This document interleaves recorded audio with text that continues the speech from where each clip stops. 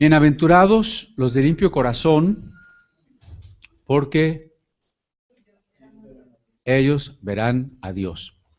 Y estábamos precisamente en la reflexión de qué significa ver a Dios si Dios es invisible.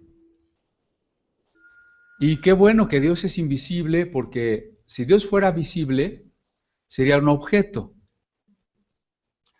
Para poder ver a Dios, la luz física tendría que rebotar en Dios y llegar a nuestro ojo. Y entonces Dios sería una cosa física. ¿Sí me estoy explicando? Además, para poder ver a Dios tendría que ser un ser limitado, para que pudiéramos ver sus límites, sus contornos, su figura. Pero todas las cosas que pueden ser vistas, que pueden ser tocadas, han sido creadas por Él. Todas las cosas que pueden ser visibles son finitas, mientras que nuestro Dios es infinito. Todo lo que puede ser visto fue creado, es criatura, mientras que Dios es creador. En un sentido físico, en un sentido literal, Dios no puede ser visto. Pero sí hay otro sentido en el que Dios puede ser visto. Y me trae a la mente aquella frase de Job. Estamos más adelante, ¿no? Como en el verso 7, 8. Aquellas palabras de Job que dice: de oídas te había oído, mas ahora mis ojos te ven. ¿Sí recuerda? Claro que eso nos lleva a recordar también cuál es la trama de la experiencia que tuvo Job. Y me llama la atención. Estábamos discutiendo con un hermano, discutiendo en buen sentido, porque tenemos también reuniones de ministros cada semana. Precisamente al ser una comunidad apostólica es nuestra tarea ayudar a otros ministros, ¿verdad? Y uno de ellos decía, es que si alguien está enfermo, si alguien tiene un problema, es porque pecó, es porque le cayó la maldición que dice en Deuteronomio, que si uno no guarda la ley, entonces le va a caer la maldición. ¿Sí recuerdan eso en Deuteronomio? Pero eso es un problema, porque entonces significaría que cada persona que sufre, cada persona que está enferma, es porque tiene una maldición o un pecado. ¿Usted qué opina? Martita, que es cumpleaños también, ¿no fue eso? ¿Cuándo va a ser? El 19. También Samuel, nuestro maestro de música, que ya se nos fue a vivir a Hermosillo durante un año. Cumple años el 12 de enero. Pero Martita decía, tengo gripa. Entonces tendríamos que decir, no, es que Martita debe haber pecado. Martita, arrepiéntase para que se le quite la gripa. ¿Sí será así? Y entonces vamos a visitar a un hermano que está todo enfermo, ahí en cama, y en vez de consolarlo y fortalecerlo, le decimos, ¿qué pecado tendrá usted? No debe de ser así. Y precisamente ahí está el libro de Job para explicarnos que no es así, porque el libro comienza diciendo, había un varón justo y recto, temeroso de Dios y apartado del mal. Cuando después nos va a relatar cómo tiene una serie de pruebas terribles, la pérdida de sus hijos, la pérdida de sus bienes, la pérdida de su salud. Uno podría estar tentado a decir, es que era muy malo, es que era muy pecador, es que Dios lo estaba castigando, es que estaba tan lejos de Dios que el diablo lo podía tocar, lo podía atacar. Uno podría pensar eso. Pero el libro comienza advirtiéndonos que no es así.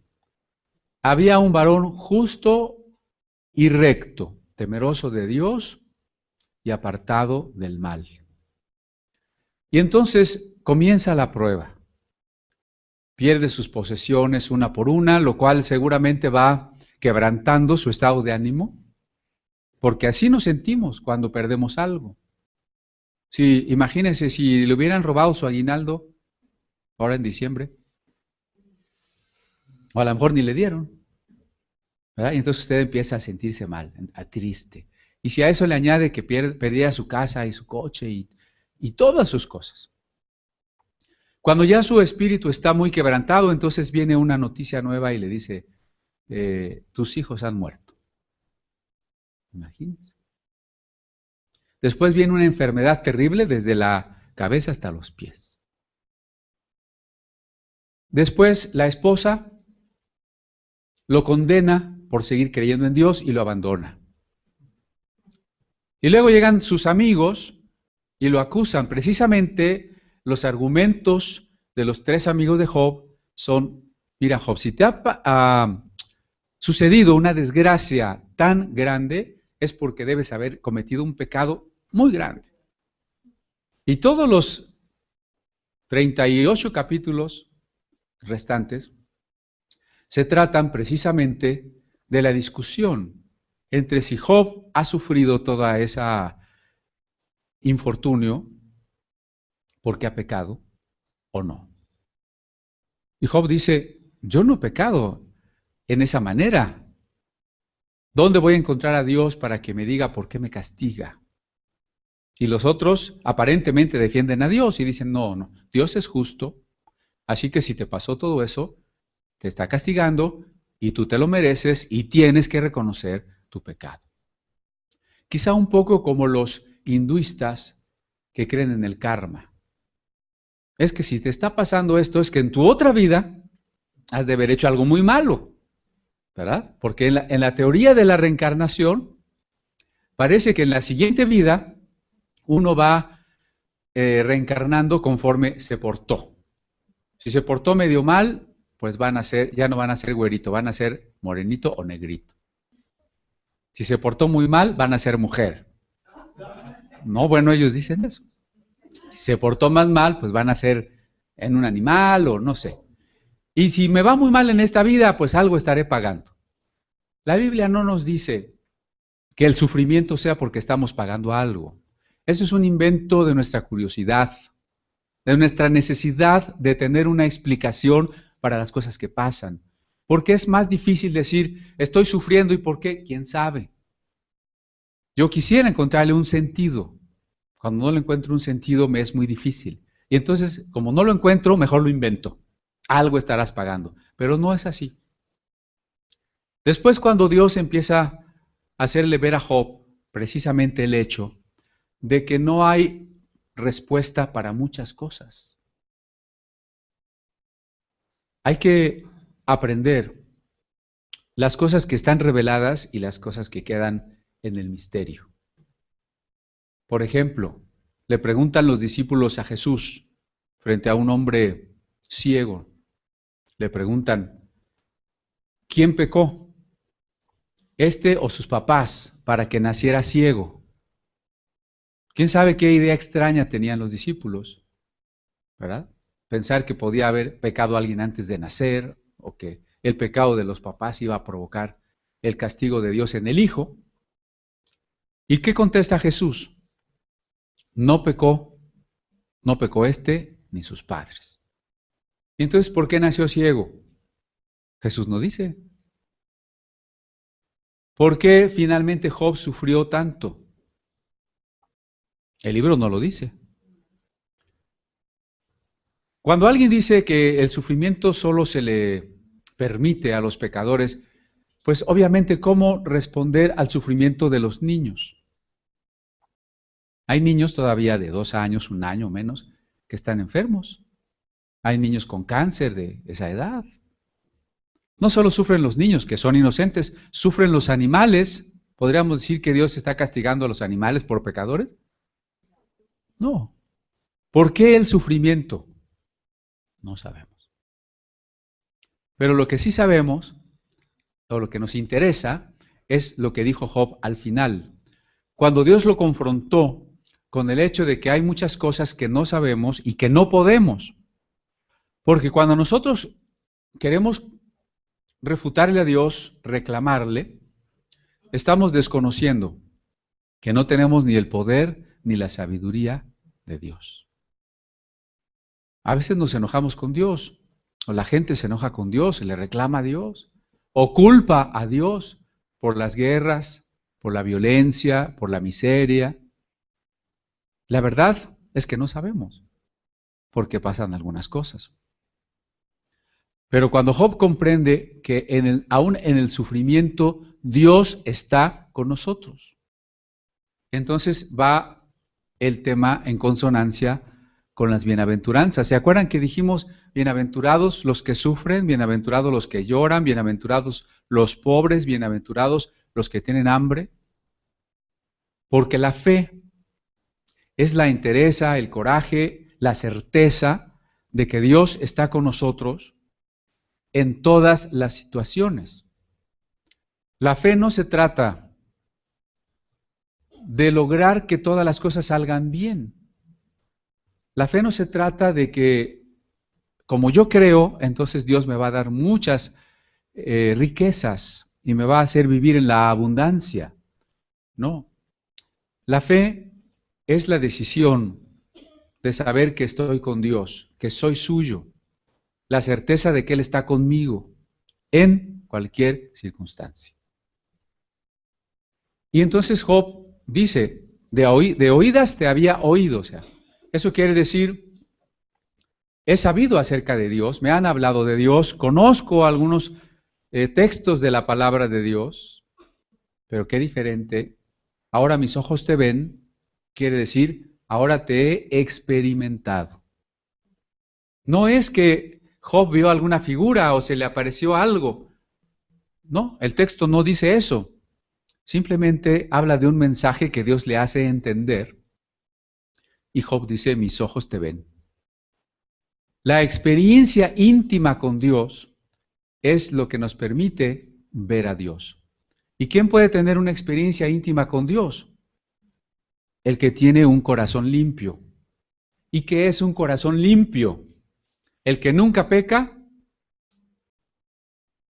pues ya todos estamos perdidos entonces, ¿no? Dice, ¿quién es el hombre que no peca? Creo que dicen en Santiago, ¿no? ¿Y quién es aquel que no peca? Un corazón limpio en un sentido absoluto solo lo tuvo un hombre que fue Jesucristo. Pero un corazón limpio, refiriéndonos a los creyentes, es el de aquel que ha entendido lo que significa Deuteronomio 6:5. Quisiera que lo retomemos, aunque seguramente todos ustedes lo conocen, porque Deuteronomio 6:5 dice, y amarás a Jehová tu Dios de todo tu corazón, de toda tu alma y con todas tus fuerzas. ¿Sí? Bueno, ya nos lo pusieron ahí. Vamos a leerlo todos juntos. Y amarás a Jehová tu Dios con todo tu corazón y con toda tu alma y con todas tus fuerzas. ¿Sí? Amar a Dios. Un corazón limpio, un corazón íntegro, es un corazón que no está partido en dos. Un corazón que no es hipócrita. Hipócrita no quiere decir que usted falle, a veces no podemos dejar de fallar. Pero que no permanecemos, creo que esa es la palabra, no permanecemos en una actitud, ni en un pecado, en algo, una situación que sabemos que no le agrada a Dios. ¿Sí? Amar a Dios. ¿Qué es amar a Dios? Decíamos que lo comparemos siempre con el amor de los padres por los hijos y del amor de los esposos, el amor de los enamorados, para entenderlo mejor. La palabra hebrea para amor es ahavá, que se refiere tanto al amor de Dios como al amor humano. No está haciendo la Biblia una diferencia entre un amor profano, mundano, malo, y un amor a Dios que es sagrado y no. El amor es uno. La misma palabra. Dani ya nos puso ahí para que veamos que sí es cierto, ¿verdad? ¿Sí? Bueno, aquí ve a Jabat, pero en futuro termina en T. Entonces, amar a Dios significaría como cuando estamos enamorados, y ya lo hemos comentado, pensamos todo el tiempo en la persona, Se nos hace corto el tiempo que platicamos con ella, la extrañamos, estamos dispuestos a acompañarle, siempre estamos pensando qué le vamos a regalar, qué vamos a hacer por ella, ¿o no? Y ahora usted trasládelo y diga, bueno, ¿y eso es lo que yo siento por Dios? Todo el tiempo pienso en Él, de manera espontánea, ¿no? El enamorado no dice, se me olvidó por media hora mi novia, no, tengo que pensar, no, es al contrario, aunque no quiere pensar, ahí está pensando. Y si hubiera una separación, hay una gran tristeza, ¿no? Y no quiere comer. Si hay necesidad de que esa persona estuviera, no hay hambre. ¿Y usted cuánto ayuna? ¿Cuántas veces siente esa necesidad de no comer por decir, quiero a Dios? Y amar a Dios, entonces, fíjese, no es un sentimiento, ninguna de estas palabras tiene que ver con sentimientos. Aparentemente corazón, pero no, porque el corazón significa, en esta mentalidad semita, el núcleo de las decisiones. Hay que amar a Dios con las decisiones más profundas y trascendentes de nuestro ser. El alma o el nefesh es el hálito de la vida, es la respiración. O sea, es como si dijeras, ama a Dios con cada momento que respiras, ¿no? Con toda la vida que tienes y con todas tus fuerzas. Es decir, todo el empeño, la diligencia, los objetivos. Nada tiene que ver con una emoción. Entonces usted no espere que algún día cierta emoción lo embargue y diga, ¡ay, de repente me cayó el amor a Dios y ya lo amo! Así no va a suceder. Puede ser que un día con los cantos, ¿verdad?, usted sienta bonito y diga, ¿cuánto amo a Dios? Pero esa es emoción, no está mal, pero en tanto que emoción es pasajera, porque puede ser que mañana que usted tenga un problema ya no siente esa emoción. Y no solo ya no ame a Dios, sino hasta diga, ¿qué tal si Dios no existe? ¿Verdad? Tiene que ser algo más profundo, y ese algo más profundo es la decisión. Es precisamente lo que está en primer lugar, el corazón. No le pida a Dios que usted quiere amarlo. Imagínese que usted hace la siguiente oración. Señor, dame amor por ti. Quiero amarte más. Suena bien, pero trasládelo a su esposa. Oye, fulanita, quisiera amarte más. Pues yo creo que agarra el rodillo y nos da un cabezazo ahí. O que usted llega con su hijo y le dice, hijo, pues yo quisiera amarte más, ayúdame a amarte más. Pues pobre hijo, ¿no? No se trata de que yo le pida a Dios que me dé amor. Es un mandato, yo no le puedo pedir a Dios lo que Él ya me mandó. Eso lo tenemos que tener muy claro, porque en muchos aspectos luego le estamos pidiendo a Dios cosas que Él nos ha mandado a nosotros. Le estamos pidiendo que nos llene del Espíritu cuando Él nos ha mandado sed llenos de Espíritu. Le estamos pidiendo que nos dé amor cuando Él nos ha dicho ama. Imagínese que su papá le manda algo y usted no lo hace, sino que va y le pide lo mismo que Él le mandó. Es incoherente. ¿Sí? Lo que necesitamos es entender que el amor es una decisión y que la persona de limpio corazón es la que ama a Dios con todo su corazón. No hay otra forma de tener un corazón limpio más que amar a Dios con todo nuestro corazón. Dice la Biblia que Dios es un Dios celoso. Y claro que eso a veces provoca nuestra interrogación y decimos, ¿qué quiere decir que Dios es celoso? Porque al menos en el plano humano, eso de celoso no es tan agradable. Mucho menos cuando el hombre es un celoso extremo e infundado. ¿Verdad? Ya están ahí en el restaurante y ¿a quién estás viendo? ¿Por qué le sonríes al mesero? No, Dios no es celoso en ese sentido. Lo que la Biblia quiere decir con Dios celoso, que es un antropomorfismo, o sea, con figura humana, como en muchas cosas, para que entendamos a Dios, significa que amar a Dios o es con todo o no es amor. Y pregúnteselo otra vez en su propia relación. a ver, mira, hijo, yo sí te amo, pero no tanto, ¿eh? Porque si empieza un temblor, yo me salgo corriendo. Y tú, si puedes, te sales. ¿Verdad que no? Si se ama a un hijo con todo, pues primero se toma al niño y se le trata de poner a salvo y luego uno ya verá. ¿Sí? No podemos amar con límites porque entonces no es amor. O como les he ejemplificado, que venga su esposa y le diga, mira, yo sí te amo, pues mira, casi con todo, ¿eh? Como un 80%, pero a mi novio, el primero que tuve, lo amo con un 20% todavía. ¿Les gustará? Seguramente no. Entonces, el amor es una entrega total porque si no, no es amor.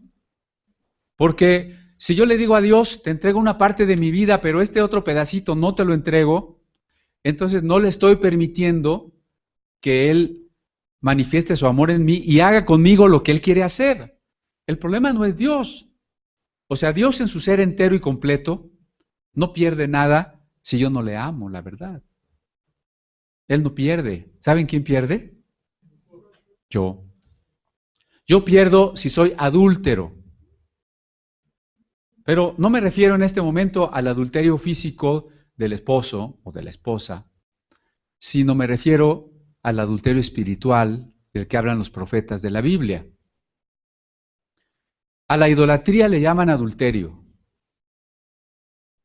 A ver, imagínense, a veces hay personas que en la iglesia se duermen, ¿no? No sé por qué, pero como ahorita no hay nadie dormido, me siento en libertad de decirlo. Llegan, se sientan, empieza el sermón. Parece que es el lugar donde hay que ir a hacer la siesta, ¿no?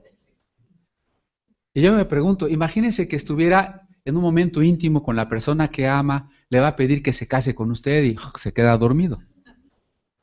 Ve que no es coherente con el amor.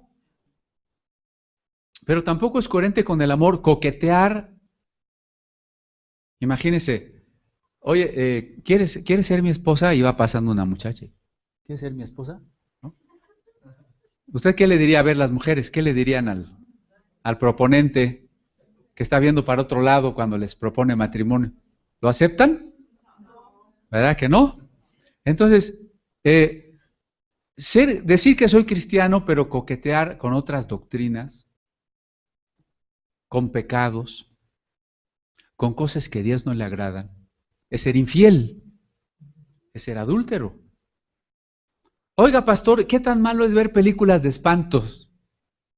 No me preguntes si es malo o es bueno, pregúntame si en el amor que le tienes a Dios te sientes a gusto. Nada más. No nos quedemos en ese plano de las cosas buenas y malas, ¿no? ¿Hasta dónde tengo permitido? No te vamos a pintar con un plumón ahí la rayita, ¿sí? No te preguntes si algo es bueno o malo, porque esa es una postura moralista. Pregúntate si en el amor íntegro, si en la totalidad de tu ser con que amas a Dios, esto es adecuado o no es adecuado. ¿Usted qué opina?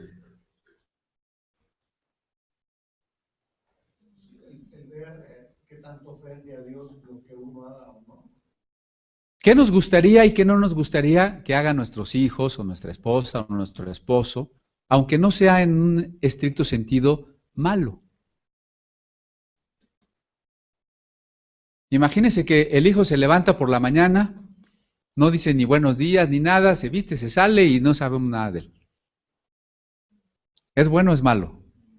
Pues no es ni bueno ni malo, es una falta de amor, ¿o no? ¿Sí? De consideración. Entonces, lo que tenemos que pensar con respecto a Dios es, si tanto le amo, ¿cómo me siento con las cosas que pasan? Si tanto le amo, ¿cómo me siento de ver cómo está el mundo? De ver la necesidad de la gente. Amar a Dios nos va a transformar porque amar a Dios nos permite ver a Dios. Ver a Dios primero con los ojos espirituales de los que hablábamos, como Simeón cuando vio en aquel pequeño la salvación de Israel, en aquel pequeño que llevó María al templo, indefenso, vulnerable, sin ningún poder político o económico o militar. vio Simeón la salvación de Israel. Podemos ver las cosas que los demás no pueden ver, sin alucinar, porque también está la gente que inventa cosas, ¿no? ¿Sí? El verdadero profeta es una persona realista. Si ustedes leen Isaías o Ezequiel o Jeremías, van a comprobar que tienen una visión de la voluntad de Dios y del pecado del pueblo muy clara y que nadie más tiene, pero que también tienen una visión más clara que el rey y que cualquiera de sus consejeros de la situación política, económica del pueblo. Los profetas de la Biblia son realistas, son capaces de entender mejor que un sociólogo, un economista, un politólogo, porque están viendo las cosas desde Dios. Los profetas falsos, como hay muchos ahora, no entienden nada de eso.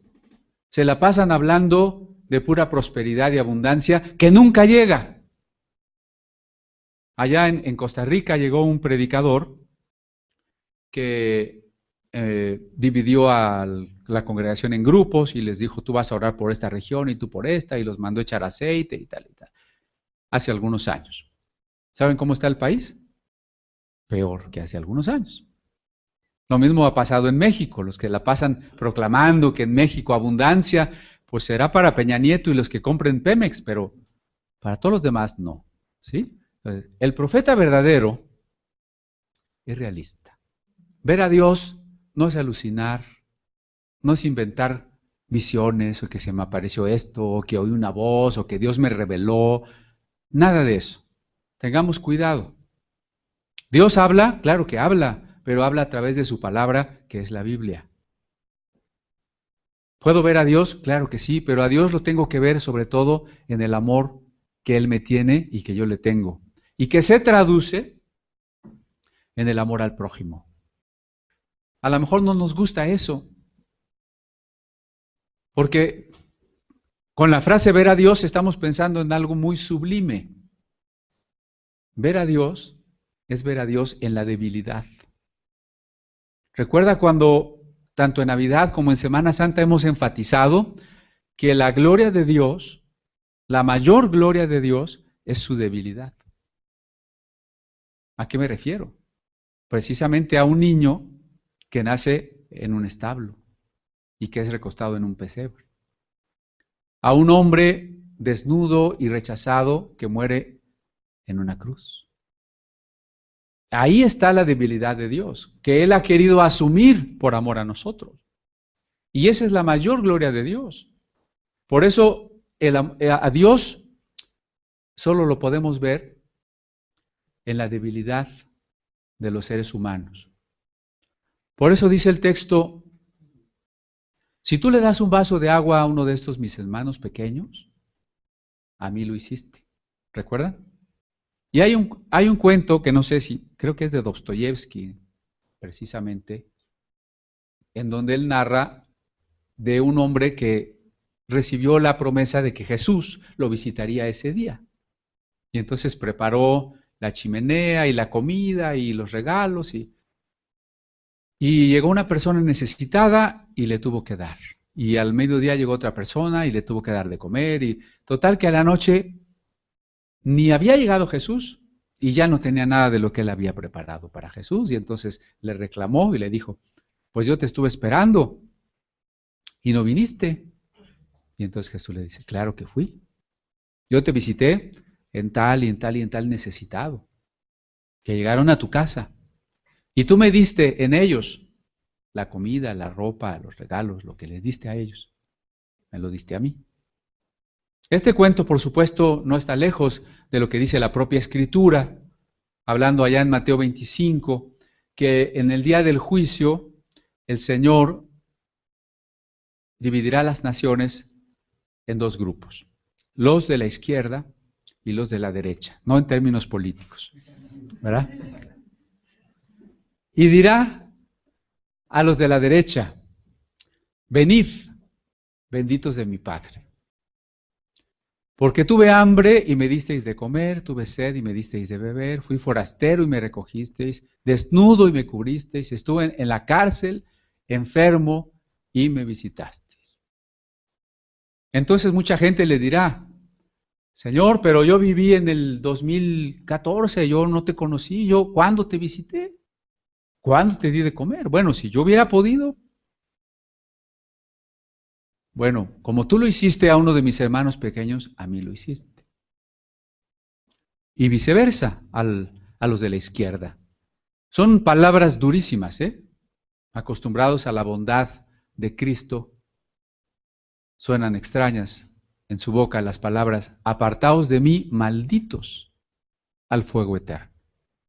Porque no me disteis de comer, no me disteis de beber, no me visitasteis, no me cubristeis. Señor, pero ¿cuándo? Se van a querer justificar. ¿Cuándo? Si yo ni te conocí, mira, si yo hubiera estado ahí cuando te querían crucificar, seguro hasta te defiendo, pero yo no te conocí. Por cuanto tú no lo hiciste a uno de mis hermanos pequeños, tampoco a mí lo hiciste. Y San Juan retoma esa idea cuando dice, si tú dices que amas a tu hermano, que amas a Dios, perdón, si tú dices que amas a Dios, pero no amas a tu hermano, entonces no amas a Dios. ¿Cómo es posible que amas a Dios a quien no ves si no eres capaz de amar a tu hermano al que sí ves? Entonces el amor de Dios en realidad solo es posible, solo es verdadero en el amor al prójimo. ¿En quién tengo que ver a Dios? Sí, en mi experiencia espiritual con Él, en mi decisión de amarle con todo mi corazón. Bien, pero eso tiene que ser efectivo, tiene que hacerse real. En ver a Dios en la debilidad del necesitado. ¿Hasta qué punto ha sido fructífera nuestra vida cristiana? Si nuestra vida cristiana solo consiste en reunirnos, es una vida no fructífera.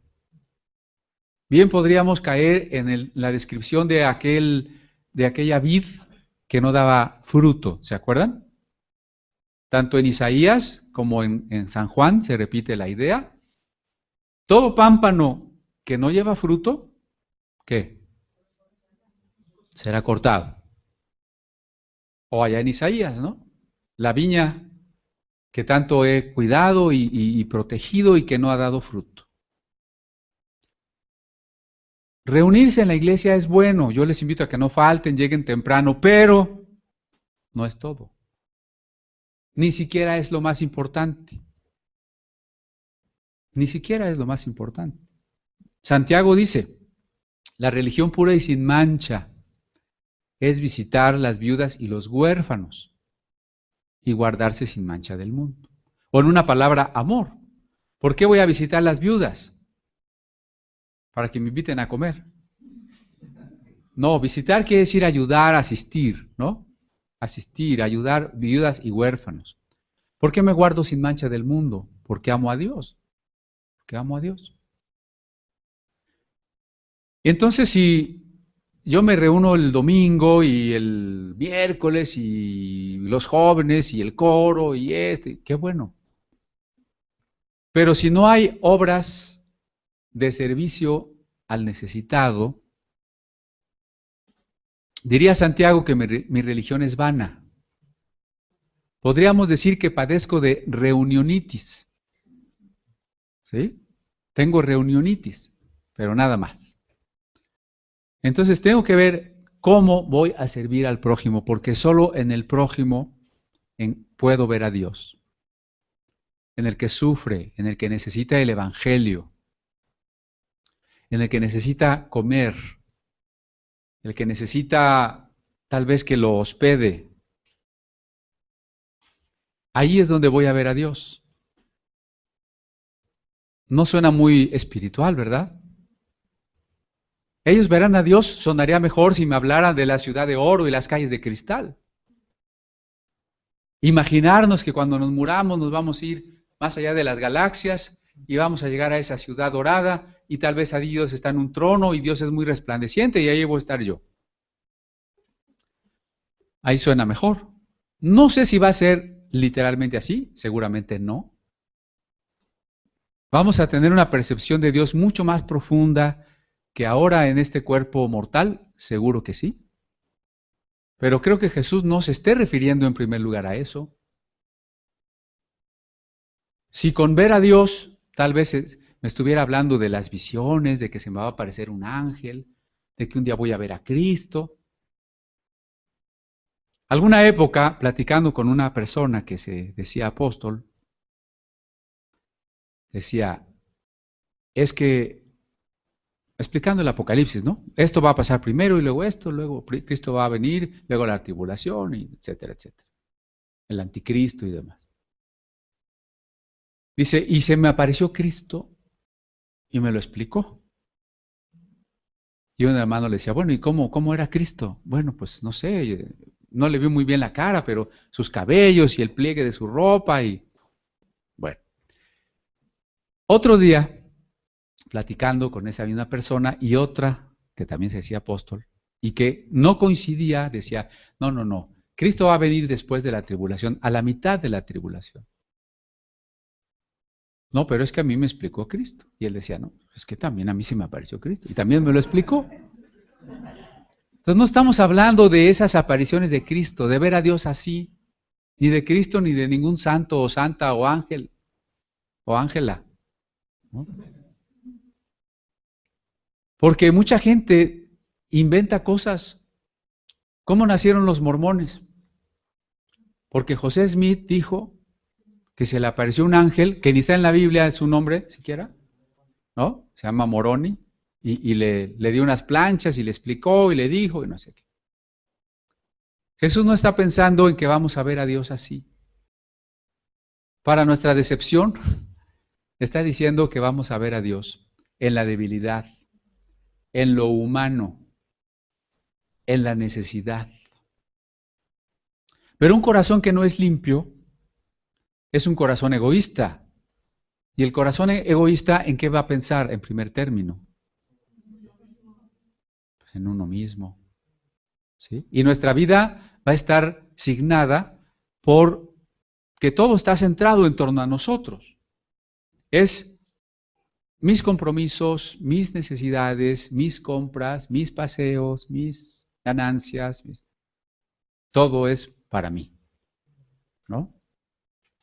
¿Qué diferencia hay entre la vida de un cristiano y de un no cristiano si en ambos casos la vida es egoísta? ¿Qué diferencia hay si todo lo que quiero en la doctrina y en el ir a la iglesia es que Dios me prospere, es que Dios me dé, es tener más y más?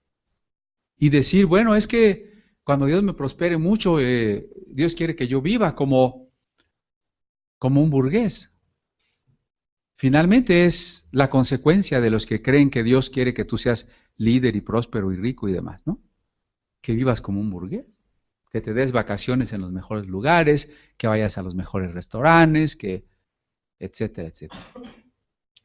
No, Dios está pidiendo que tengamos otra concepción de nuestra vida, que es encontrarlo a Él en el necesitado. El corazón limpio es íntegro, no está partido en dos.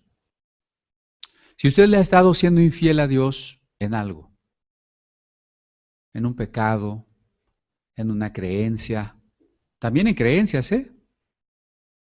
La gente está muy acostumbrada a veces, cree que puede ser católica y ir a limpias. Cree que puede ser evangélica y tener feng shui en su casa, ¿no? Cree que puede ser católica y leer el horóscopo. Cree que puede ser evangélica y hacer yoga. O sea, no se puede. Pues más bien no se debe. Es como ser infiel. Es como si estoy con Dios, pero también estoy con esta otra doctrina. Como si Dios no fuera suficiente. ¿No dijo Cristo, el que beba de esta agua no tendrá sed jamás?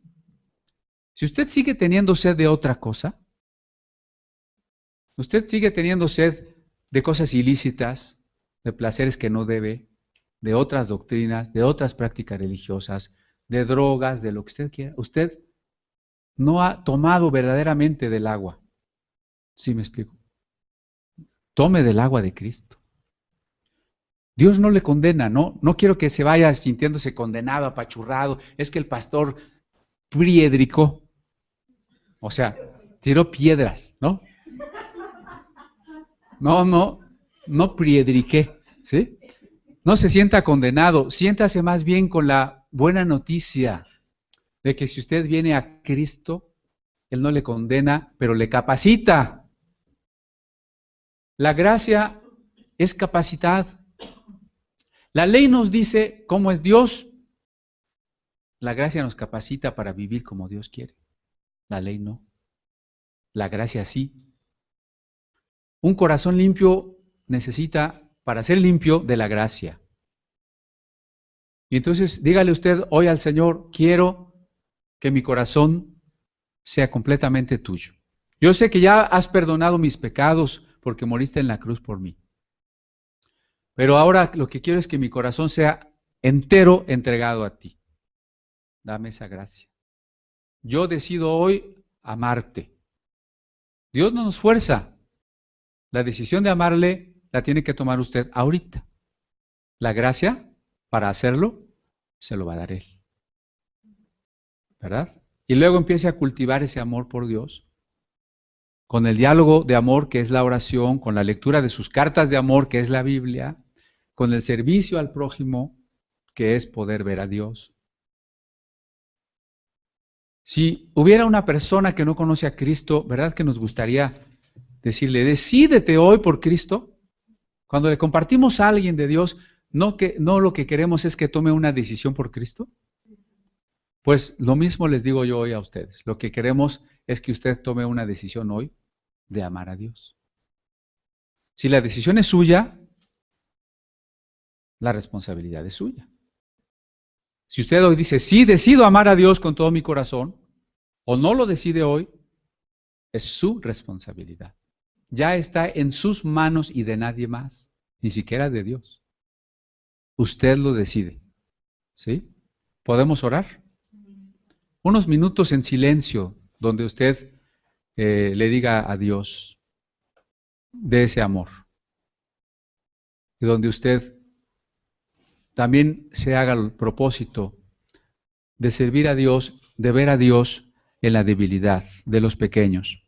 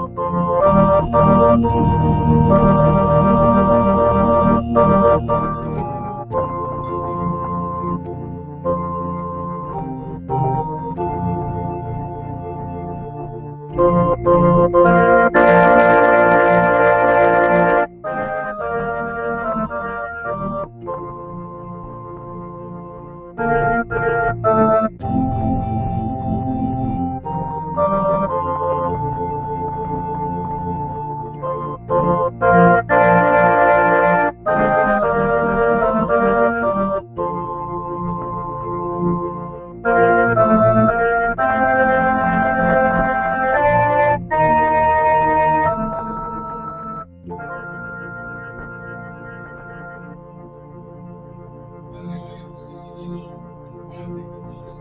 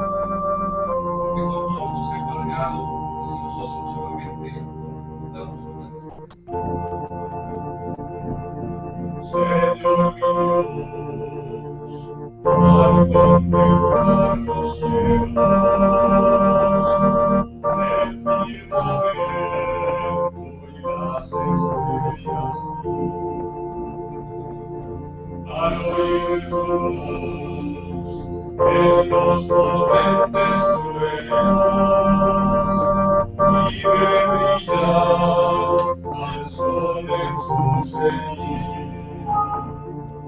Mi corazón entona la canción, cuán grande es cuán grande es mi corazón entona la canción, cuán grande es ¿Cuál es su ofrenda en que cantamos la segunda?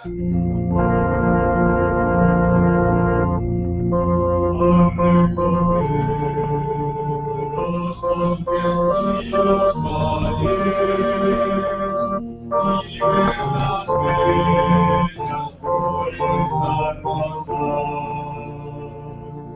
a escuchar el canto de las aves y el murmurar del claro manantial. Mi corazón entona la canción, cuán grande es cuán grande es mi corazón entona la canción, cuán grande es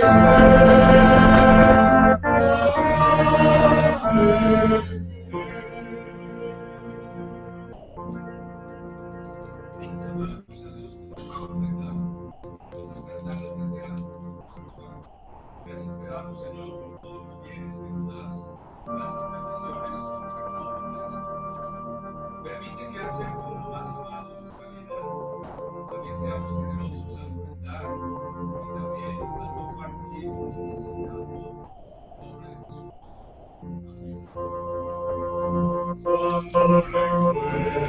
cuando recuerdo el amor divino que desde el cielo al Salvador envió. Ay, el Jesús que por salvarme vino y en una cruz murió y por mí murió. Mi corazón entona la canción, cuán grande es cuán grande es mi corazón entona la canción, cuán grande es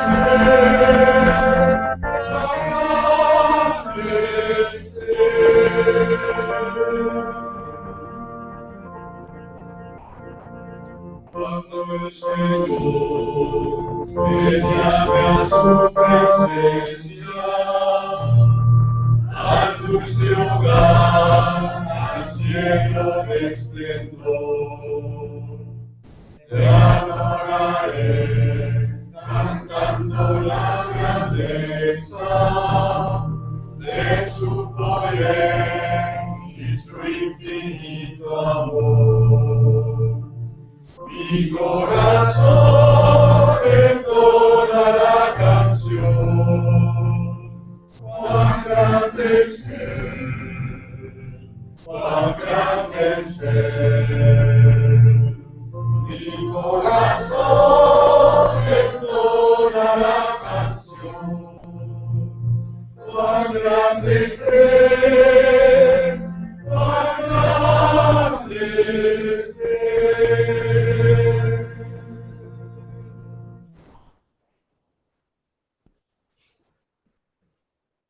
Pues como ven, estamos estrenando un piano eléctrico, porque, bueno, vamos a reanudar las clases de música y aprovecho para comentarles que se integren. Intégrense tanto al coro o a algún instrumento. Vamos a tratar de ensayar tanto voces como el ensamble con los instrumentos. ¿Qué toca usted? La guitarra, el pandero, las maracas, bueno, lo que quiera, ¿no? ¿Sí? Para que venga. Y si le es posible, pues los sábados inscríbase a la escuela de música, ¿sí? Ya en unas semanas, cuando mucho, estaremos arrancando el curso de introducción, que es un poco más largo, pero puede usted empezar con el instrumento, el piano, la guitarra. Y estamos caminando en conseguir un registro en la SEP para que sea una carrera. Así que vale la pena que usted se anime. Muy bien, pues queremos despedir a nuestros hermanos que nos han escrito. Hermanos de Aguascalientes, hermanos de Tabasco, de Tehuacán, de Puebla, de Finlandia, de Canadá, de Jalapa, de Acapulco. Dios les bendiga. Qué bueno que estuvieron con nosotros. Ha sido un gusto y pues les esperamos el próximo domingo, ¿verdad? Venga también usted. Esta semana reanudamos la reunión de los martes en casa de Maite. Quisiera dar su dirección, hermana Maite. Es Avenida Corregio, número 53, Colonia Ciudad de los Deportes. Estamos ahí a una cuadra de la Plaza de Toros México, casi sobre el eje 6. Está muy cerca de Kansas, donde nos reuníamos antes, así que puede usted quedarle más o menos accesible, ¿no? Corregio 53, Corregio 53. Lo esperamos el martes a las 7:30. Es reunión de oración y estudio. Tenemos ambas cosas, oración y estudio. Bueno, pues gracias hermanos y que Dios les bendiga.